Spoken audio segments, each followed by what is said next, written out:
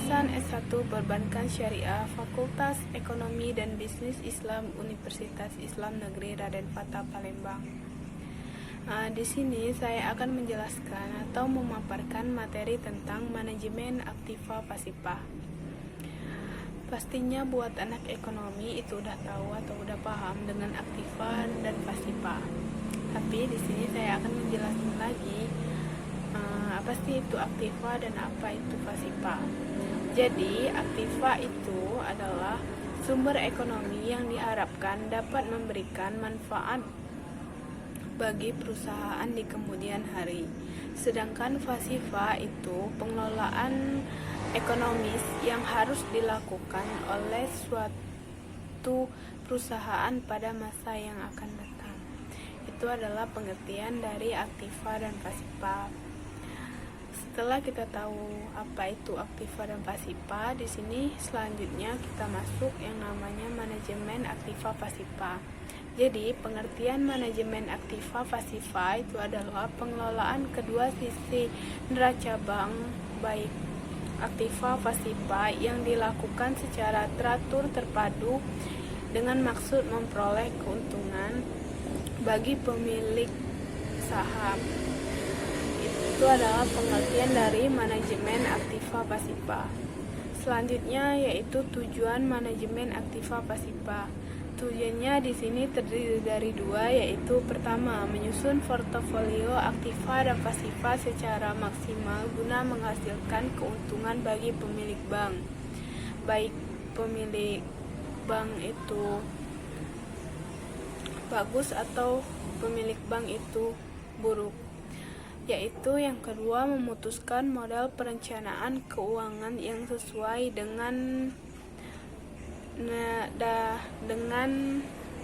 manajemen dana bank yang bersifat jangka pendek. Yaitu itu adalah tujuan dari manajemen aktiva pasiva. Selanjutnya itu pentingnya manajemen aktiva pasiva.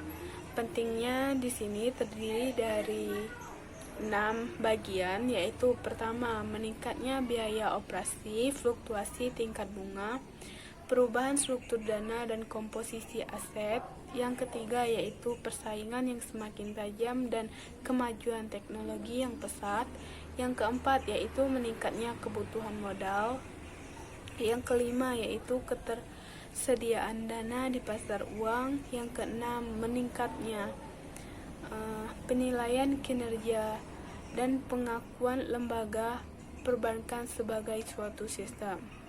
Itu adalah pentingnya manajemen aktiva pasiva. Selanjutnya ada yang namanya pos-pos neraca bank. Pos-pos neraca bank itu terdiri dari pos-pos aktiva dan pos-pos pasiva. Di dalam pos-pos aktiva itu terdapat kas, giro pada BI, surat berharga, giro pada bank lain, aktiva tetap, aktiva sewa guna usaha, aktiva lain-lain, uang muka pajak, biaya dibayar di muka, pendapatan yang diterima, penyertaan dan kredit yang diberikan. Itu adalah pos-pos yang terdapat di dalam aktiva. Sedangkan pos-pos yang terdapat di pasiva itu ada giro, tabungan, deposito berjangka, surat berharga, deposito berjangka, surat berharga yang diterbitkan, pinjaman yang diterima, ekuitas, hak minoritas, modal pinjaman subordinasi, taksiran hutang pajak, kewajiban lain-lain dan sebagainya. Itu adalah pos-pos yang terdapat di dalam pasiva. Sedangkan pendekatan di dalam manajemen aktiva pasiva itu terdiri dari 3, yaitu pertama full of fund approach, yang kedua asset allocation approach, yang ketiga yaitu liability management approach. Nah, manajemen bank itu dituntut untuk memaksimalkan penggunaan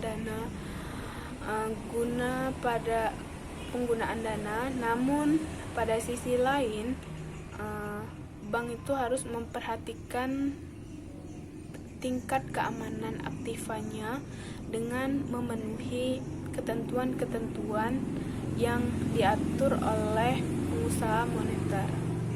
Itulah mungkin yang dapat saya sampaikan di dalam materi manajemen aktiva pasifa.